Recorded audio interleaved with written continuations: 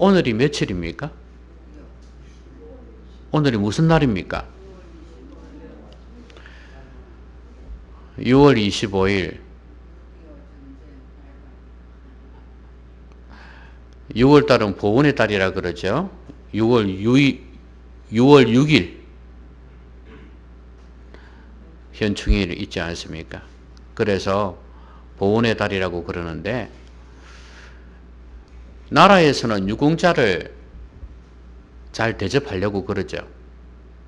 이번에도 철원인가 강원도 쪽 어디에서 전투가 벌어졌는데, 거기에서 죽은 사람들 있지 않습니까? 그래서 발굴해가지고 이름도 찾고 그랬던 그 뉴스를 보았는데요. 이런 사람을 찾아가지고 그 가족들에게 대우를 해주는 거죠. 근데 이 나라에서 유공자가 독립유공자도 있고, 전쟁에 참여해서 싸우다가 죽은 사람이나 다친 사람들, 공을 세운 사람들에게 또 표창을 하거나 대우를 해주는 경우가 있습니다. 심지어 베트남 전쟁에 갔을 때도 그랬고, 또 지난 정권 때는 민주화 운동을 한 사람들을 또 대우를 해주었던 그런 경우가 있습니다. 그런데 진짜 나라를 위해서 희생하고 수고하고 헌신했던 사람들, 이런 사람들을 잘 대우하는 것은 참 좋은 일 아니겠습니까? 그렇죠? 그런데 가짜 유공자들이 많이 있어요. 제가 아는 선생님이 고등학교 때 선생님이었어요. 가수 남진과 함께 베트남 전쟁에 참여했다 그러더라고요. 같은 부대에 있었다 그러더라고요. 그러면서 남진 씨가 노래를 부르면 뭐 그때는 남진 씨라 안 하고 남진이가 이랬지. 남진이가 노래를 부르면 막 박수 치고 그랬지. 우리 악수도 하고 같이 음식도 먹고 그랬다면서 아주 자랑 삼아 이야기를 하더라고요. 그러니까 이런 사람들은 다치지도 않고 돌아왔잖아요. 그렇죠? 그리고 선생님을 하고 있단 말이죠. 가수를 하고 돈을 번단 말이죠. 이런 사람들에게까지 참전했다고 해서 보상을 계속해서 해주면 조금 마음에, 거기서 죽은 사람이나 다친 사람하고 비교하면 아니다 싶은 생각이 들 수는 있겠죠. 그죠? 예를 들면 그렇다 그 말이에요. 그리고 민주화 운동도 마찬가지예요. 저번에 뉴스를 보니까 자기는 거기에 가보지도 않았대. 광주 그 민주화 운동 있지 않습니까? 가보지도 않았는데 자기 이름이 그 유공자 이름에 들어가 있다. 그 자랑 삼아 이야기를 한 사람이 있었어요. 그래가지고 이걸 없애야 된다, 다시 재평가해야 된다 하니까 아마 야당에서 막 반대를 한 거지. 그 당시 여당이었지만 절대 안 된다 이래 얘기했죠. 그러니까 가짜들이 많아요. 그러니까 우리가 봐도 알기도 하고 또 우리가 모르는 사람, 우리가 모르는 경우도 많아요. 가짜가 많단 말이죠. 그런 사람은 대우를 해줘야 되겠습니까? 안 해야 되겠습니까? 안 해야 되겠죠. 근데 저는 이것을 이야기하고자 하는 게 아니라 하나님 나라에도 그렇다고 말이에요. 하나님 보실 때도 우리는 이야기를 할 때, 아, 저 사람이 하나님 나라를 위해서 헌신을 많이 했구나, 수고를 많이 했구나 하지만 하나님 보실 때는 아닌 경우가 많이 있다고 말이에요. 헌신을 했다 하고 고난을 받았다 하는데 아닌 경우가 많아요. 여러분, 소설 중에 이은국 씨라는 작가가 지은 순교자라는 소설이 있습니다. 그걸 간단히 이야기 드리자면 이거예요. 예수 믿는 사람들을 핍박하고 이제 잡아 죽이려고 할 거 아니겠습니까? 6.25 때 특별히 이제 공산주의자들이 그렇게 막 교회를 막 불지르고 그렇게 많이 했거든요. 근데 우리 마을에서 믿음 좋은 사람이 끌려갔어요. 그래서 성도들이 막 기도하죠. 기도하는데 이 사람은 이제 이 사람이 죽었어. 그 시체가 돌아온 거예요. 그러면 사람들은 어떻게 생각하겠습니까? 당연히 이 사람이 배교하지 아니하고 신앙을 지키다가 저렇게 죽었구나. 그래갖고 순교자로 이름 붙이고 세웠어요. 그런데 사실은 뭐냐 하면 거기에서 나 예수 안 믿겠다. 제발 좀 살려달라. 이렇게 한 거예요. 그런데 이 사람들이 그렇게 했겠죠. 예수 안 믿는다 하면 살려줄게. 그래 했단 말이죠. 그런데 그리 하니까 씩 웃으면서 빵 죽여버린 거예요. 지금 너가 목숨 구걸하려고 이렇게 하는 거 아니가? 아이고, 너는 나이롱 예수쟁이다. 그러면서 죽여버린단 말이죠. 그 사실을 아무도 몰라. 그런데 이 사람이 진짜 순교자로 생각하는 거죠. 이런 일들이 그 당시에 비일비재했대요. 하나님께서 보실 때는 아닌 경우가 많아요.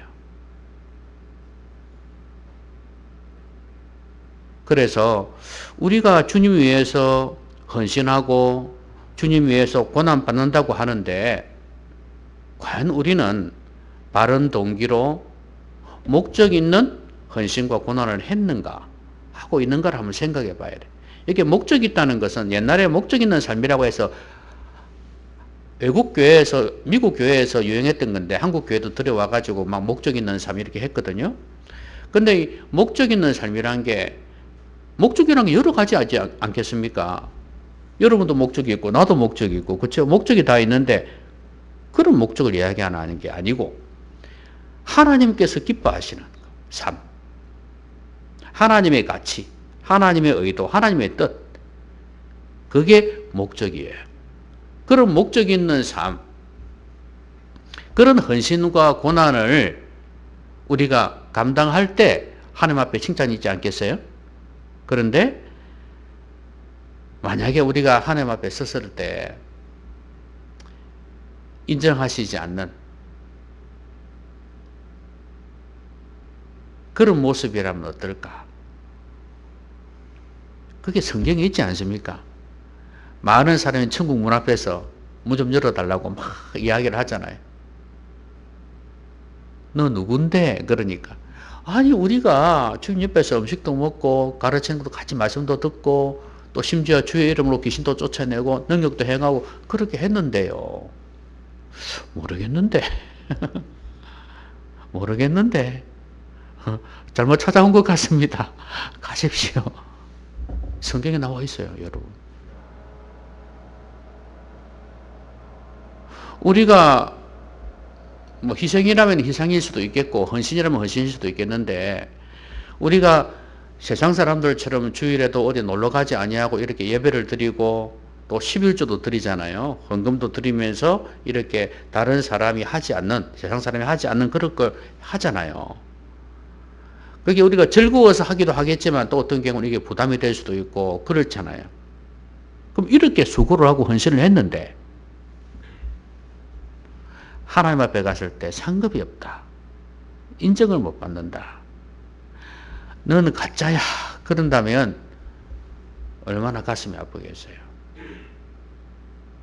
그럼 어떻게 하면 하나님이 인정하시고 하나님 나라에 선한 영향을 미치는 그런 목적 있는 헌신과 고난을 받을 수 있겠는가 하는 거예요. 제일 먼저는 동기가 순수해야 돼요. 동기가. 여러분 오늘 본문 말씀은 그 부자가 하나님 나라에 들어가기가 낙타가 바늘기로 들어가는 것보다 더 어렵다. 그 말씀 하신 뒤에 나온 거 아니겠습니까? 그러니까 사람들이 누가 들어가겠냐? 이렇게 이야기를 했죠, 한국에. 그러니까 주님께서 사람으로서는 할 수 없지만 하나님은 하실 수 있다고 말씀을 하셨어요. 그러니까 이제 베드로가 좀 자랑 삼아 이야기를 합니다. 보옵소서. 우리가 우리의 것을 다 버리고 주를 따랐나이다. 뭐 옆에서 저도요 이래 했겠죠, 그죠? 다 그랬으니까. 근데 주님께서 내가 진실로 너희에게 이르노니 하나님의 나라를 위하여 집이나 아내나 형제나 부모나 자녀를 버린 자는 현세에 여러 배를 받고 내세의 영생을 받지 못할 자가 없느니라. 이렇게 말씀을 하셨어요. 그러니까 여러분들은 이렇게 예수님이 답을 하신 걸 보면 아, 예수님이 베드로고 칭찬하시는 거구나 이런 생각이 들죠. 베드로가 우리가 다 버리고 주님 쫓았다 이거예요. 따랐다 이거예요. 그러니까 아, 주님께서 칭찬하시는구나 이런 생각이 들죠? No. 아니에요. 주님께서는 그냥 정답을 이야기한 거예요. 근데 중요한 건 하나님의 나라를 위하여예요. 여러분 앞에서 하나님 나라가 뭐라 그랬습니까?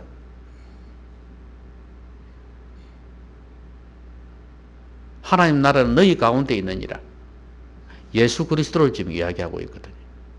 그러면 예수님을 위해서 이렇게 했냐? 이 사람들은 그게 아니거든요. 이스라엘의 회복을 위해서 따라온 사람들이에요. 그러니까 주님께서는 이 말씀을 하시면서 너희들 그 버리고 다 따라온 거는 참 귀한 건데 아직 멀었다 이거죠. 우리가 봐서 알듯이 예수님 십자가에 못 박힐 때 다 도망갔지 않습니까? 이 사람들은 메시아가 고난받는다는 건 생각도 못할 일이에요. 뭔가 대단한 걸 보여줘가지고 이스라엘을 회복시켜줘야 될 그런 존재로 메시아를 생각했단 말이죠. 그러니까 이 사람들은 예수님이 원하시는 동기하고 달라요. 다른 동기를 가지고 주님을 따랐다 그 말이에요. 여러분은 어떠십니까? 여러분은 주님 위해서 하나님 나라를 위해서 얼마나 희생을 하셨습니까? 사람마다 다르겠죠? 그렇죠? 희생하고 헌신한 게 다 다르겠죠? 고난받은 것도 다 다를 거예요. 그렇죠? 좋아요. 그러면 여러분의 그 헌신과 수고가 작든 크든 간에 어떤 동기로 한 것이었냐 이거예요. 나는 예수 믿을 때 그리고 내가 직분을 받을 때 주님 앞에서 헌신을 할 때 이런 동기로 했다. 말할 수 있는 그게 어떤 게 있습니까? 목사가 될 때 사모가 되고자 할 때도 마찬가지겠죠? 어떤 동기로 했냐 이거예요. 여러분 목사로서 사모로서 또 교회에서 직분자로서 수고하고 헌신을 했다 해도 선교사도 마찬가지입니다. 이 동기가 잘못되어 있으면 고생을 해도 헛고생입니다. 어떤 동기로 그 길에 들어섰느냐 이거예요. 아, 내가 예수님을 믿으면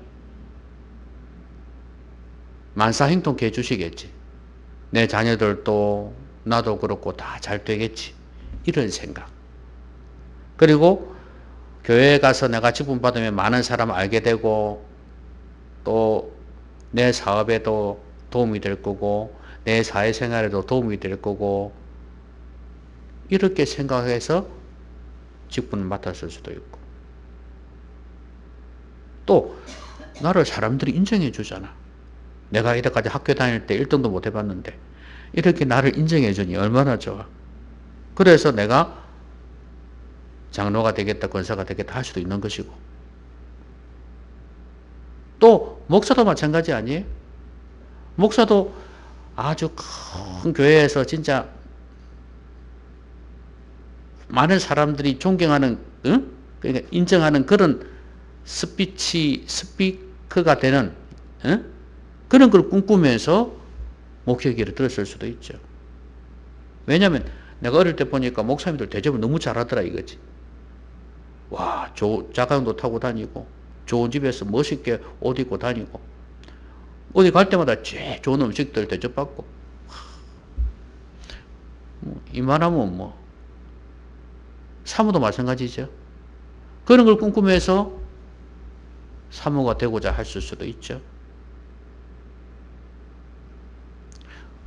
이랬든 저랬든 간에 여러분이나 우리나 할 것 없이 다 그런 길에 들어서세요. 근데 중요한 거는 살다 보면 헌신도 해야 되고 고난도 받아야 되고 그래요. 여러분 이 제자들이 주님을 따라왔을 때 힘든 게 없었겠어요? 다 버려두고 왔는데 근데 동기 자체가 잘못된 거예요.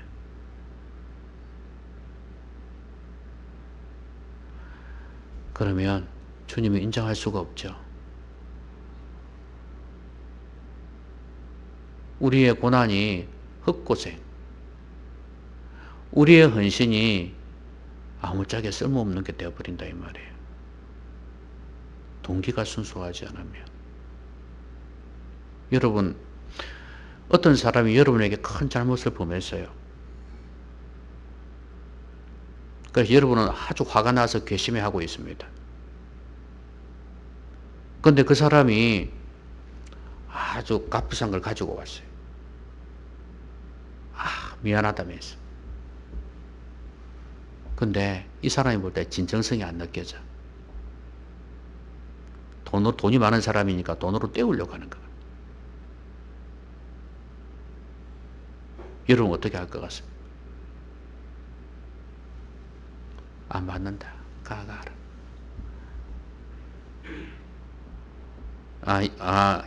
그거 받고 그냥 마음으로 용서 안 한다고요?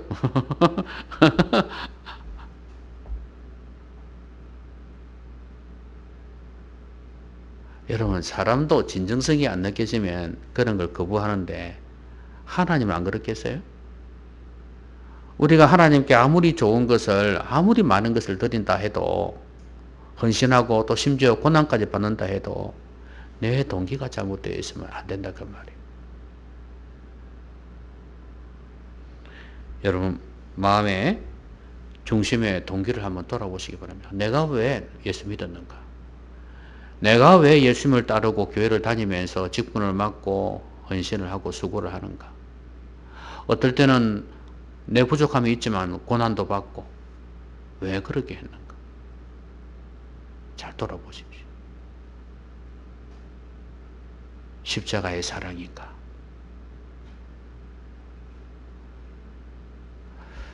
그래서 이제 주님께서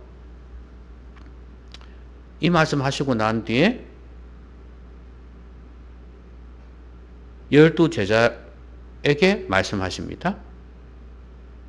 내가 이제 예루살렘으로 올라간다. 그리고 거기에서 온갖 희롱을 당하고 능욕을 당하고 침뱉음을 당하겠다.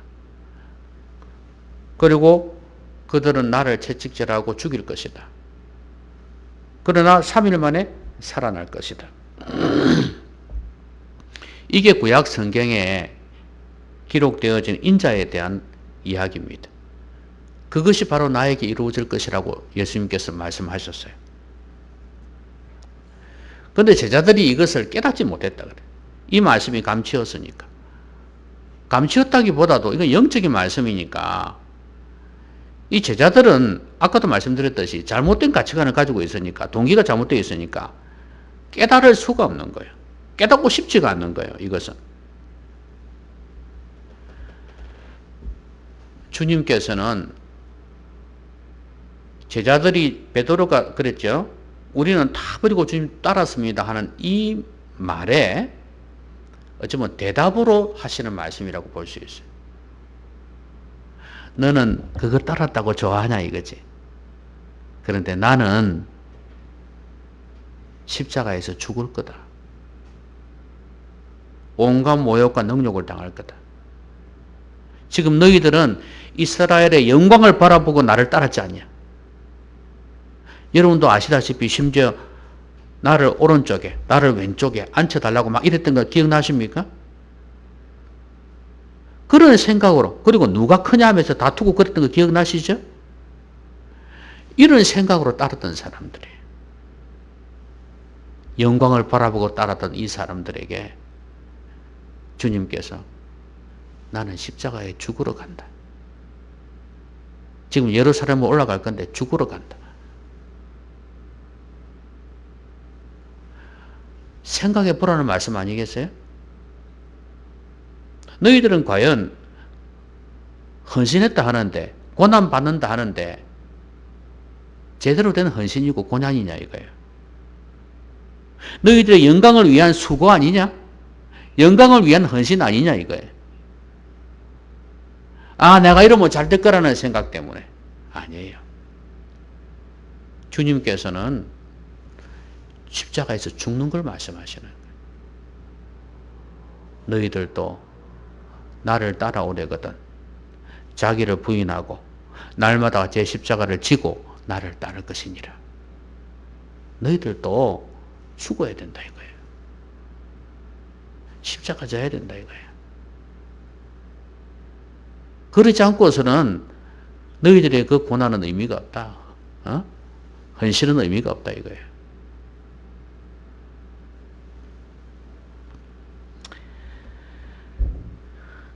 이 제자들은 십자가에서 죽으실 것이라는 이 예수님, 이 메시아관이 도저히 이해가 안 됩니다.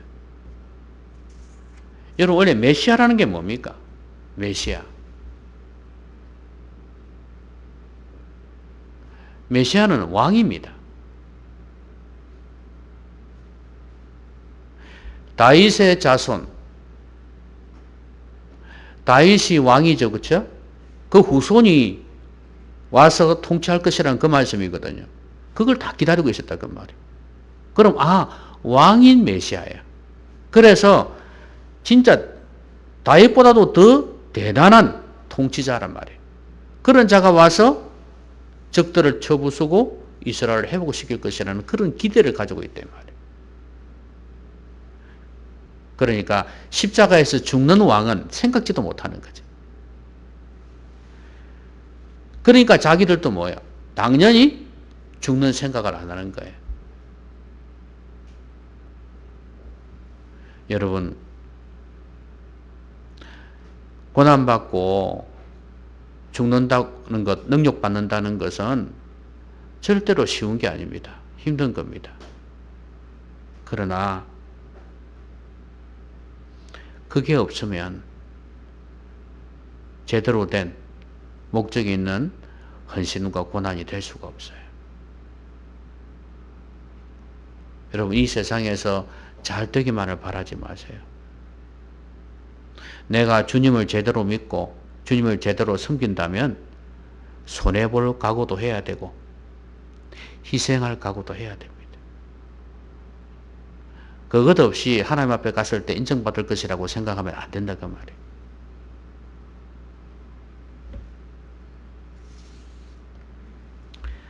자, 그런데 오늘 이 말씀 뒤에 이 맹인을 고치는 이야기가 나옵니다. 이게 도대체 어떤 연관성이 있을까 깊은 그런 생각이 들죠. 자, 목적 있는 헌신과 고난은 아까 뭐라 그랬어요? 동기가 깨끗해야 된다 그랬죠. 동기가 순수해야 된다 그랬죠. 그 다음에 두 번째는 뭐였어요? 예수님처럼 고난을 받아야 된다. 예? 희생과 헌신이 완전히 나를 죽이는 게 돼야 된다는 거예요. 자, 그 다음에 마지막은 뭐냐 하면 어떤 목적을 가지고 사느냐는 건데요. 영혼을 구원해서 하나님께 영광 돌리게 하는 삶. 영혼 구원에 초점이 있습니다. 자, 여러분, 예수님께서 십자가에서 죽으실 것을 말씀하셨죠. 그러면 이제 예루살렘에 올라가신다 그랬거든요. 그러면 언제 죽겠습니까? 며칠 안 남았죠. 그렇죠? 며칠 안 남았는데도 예수님께서는 자신의 사명을 다 감당하고 계시는 거 볼 수 있습니다. 무디가 지나감을 듣고 맹인이 무슨 일이고 이렇게 했단 말이죠. 시끄러우니까. 나사렛 예수께서 지나가신다 하니까 이 사람이 외쳐서 뭐라 그러냐면 다윗의 자손 예수여 나를 불쌍히 여기소서 그랬습니다. 그래서 사람들이 막 꾸짖죠. 조용히 안 하냐고 막 꾸짖었습니다. 그 어린아이 꾸짖는 거 똑같죠? 앞에서 그 어린아이 있었지 않습니까? 그 예수님께서 이 사람을 불렀습니다. 자꾸 다윗의 자손이요 이렇게 하니까 여러분 다윗의 자손이 약간 무슨 의미라고요? 메시아예요. 다윗 왕가를 이어온 왕이다 이 말이에요. 메시아입니다. 이 사람은 신앙 고백이 분명해요. 그래서 내 믿음이 너를 구원했다 이래. 그리고 이 사람은 복에 눈을 뜨게 되고요. 하나님께 영광을 돌리며 예수님을 따랐다고 그랬어요. 백성들이 찬양합니다. 여러분 예수님께서 왜 이 사건을 뒤에다가 이렇게 기록을 하셨을까?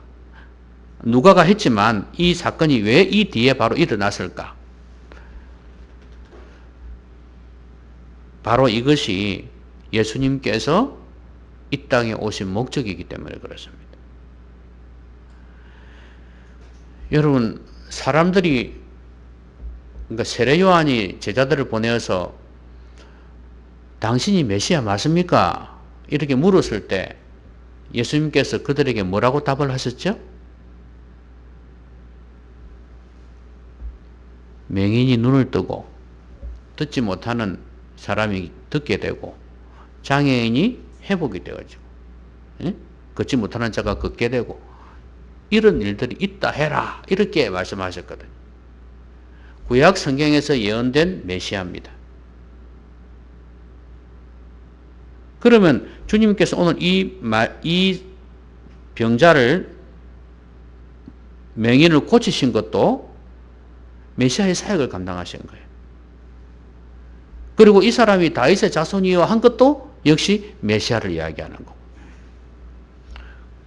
예수님은 이 땅에 오셔가지고 이렇게 영혼을 구원하고 이 영혼이 오늘 말씀처럼 하나님께 영광을 돌리게 하시려고 이 땅에 오셨다는 말이에요. 나중에 십자가에서 죽으시고 부활하신 것도 그것 때문이에요. 이게 사명이라는 거죠. 이 사명이 바로 목적 있는 헌신과 고난이 되는 거예요. 여러분 내가 지금 고난받고 헌신하는 이것이 이거와 겹쳐지지 않으면 안 돼요. 영혼 구원하고 연관되지 않으면 안 된다 그 말이에요. 그리고 그 영혼이 구원받아서 하나님께 영광을 돌리는 이런 일이 되도록 하지 않는다면 이런 일에 쓰임받지 않는다면 우리의 고난과 헌신은 의미가 없다 이 말이에요. 여러분 지금 예수님께서 죽으실 날이 며칠 남았습니다. 예루살렘 올라갑니다. 며칠밖에 안 남았어요. 하루 이틀? 여러분 그런데도 주님께서는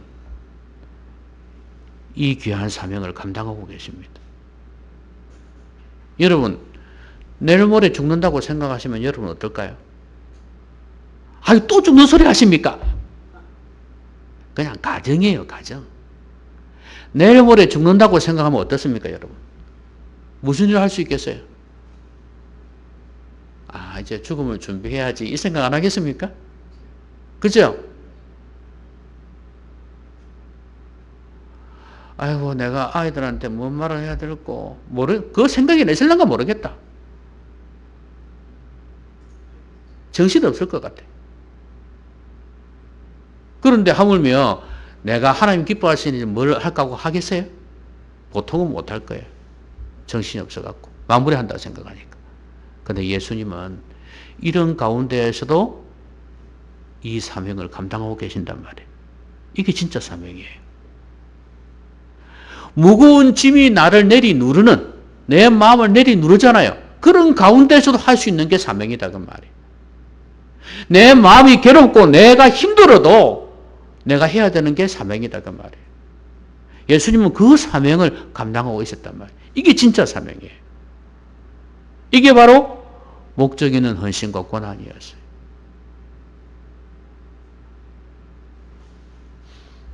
여러분, 우리가 고생하고 헌신하는 이것이요, 이렇게 주님처럼 사명과 연결되지 않으면 안 돼요. 영혼을 구원하고 세워서 하나님께 영광 돌리게 하는 삶을 살게 하는 이것과 연관되지 않으면 우리의 헌신, 수고, 하나님 기뻐하지 않는다 그 말입니다.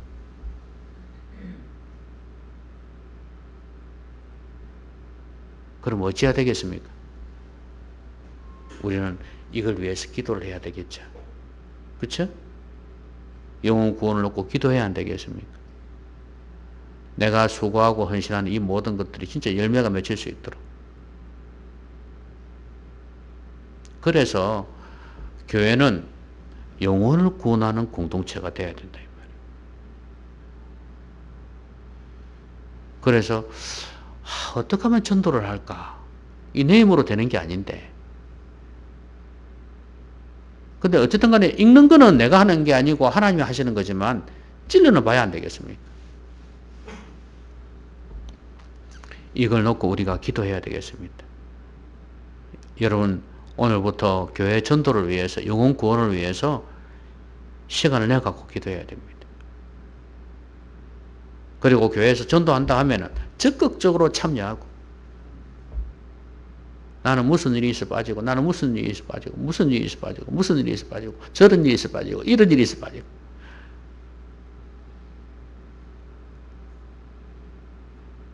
그럼 바쁜 게 뭐 때문에 바쁜데요? 그 바쁜 일이 이렇게 영혼 구원하고 연결되지 않으면 주님과는 상관없는 것이라 이 말이에요.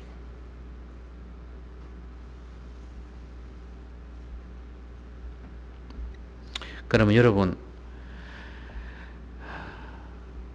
우리의 사명이 고난이 와도 어려움이 와도 흔들리지 않으려면 어찌해야 될까요? 여러분, 씨뿌리는 비유 아시죠? 재리의 유혹이 오고, 그 다음에 환난이나 핍박이 임했을 때, 그때 어떻게 했어요? 씨앗이 자라지를 못했죠. 열매를 맺지를 못했죠. 자라기도 하지만 열매를 맺지 못했죠. 우리의 사명이 그래서는 안 되거든요. 그런데 옥토는 어찌 돼요? 좋은 땅은 어땠어요? 30, 60배, 100배 열매를 맺었잖아요. 그러면 우리가 사명을 제대로 감당할 수 있게 해서 어떻게 해야 되냐? 묵은 땅을 기경을 해야 돼. 예?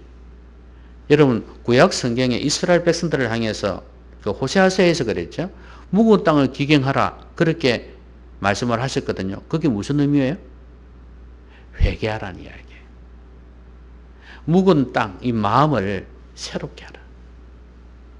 마음을 새롭게 하고 삶을 새롭게 하라는 거예요. 회개요, 회개. 회개라는 것은 마음에서부터 나오는 거 아니겠습니까? 그리고 행동으로 나오는 거죠. 이게 진정 회개 아니겠어요? 묵은 땅을 기경하는 거. 이런 깨끗한 심령이, 순수한 심령이 돼야 흔들리지 않습니다. 재래 유혹이 와도, 핍박과 환난이 와도 흔들리지 않아요. 내 사명은 내가 어떻게든 감당해 나간다. 이리 될 거 아니겠어요? 그러니까 좋은 땅이 돼야 돼요. 늘 하나님 앞에서 회개하는 심령이 돼야지. 그리 않으면요, 다를 대로 다른, 굳어질 대로 굳어져 버린 심령이 되는 겁니다. 그러면 사명 감당하겠어요? 아니요. 교회 생활에는 노련해지겠죠. 그런데 하나님 앞에서 칭찬을 들을 수가 없어.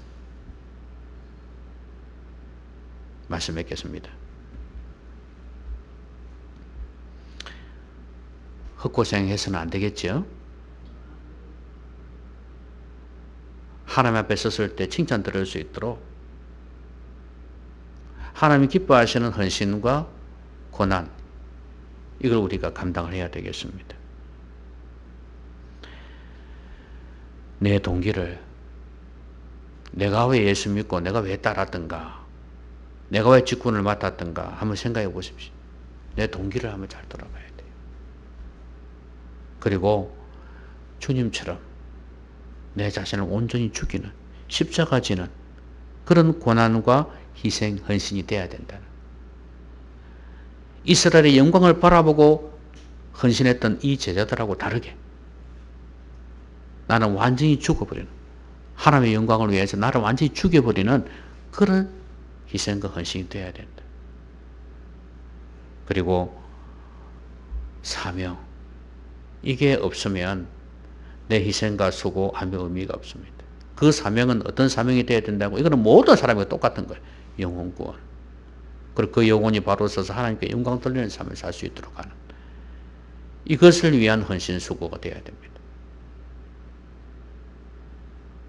그래서 우리 모두가 하나님 앞에서 칭찬받을 수 있도록, 하나님 앞에 섰을 때 인정받을 수 있도록, 우리의 수고와 우리의 헌신이, 우리의 고난이 정말 영광스럽게 빛날 수 있도록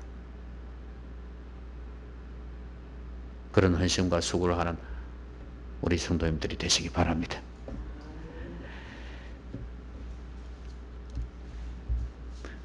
그런 수고와 헌신을 하는 우리 성도님들 되시기 바랍니다.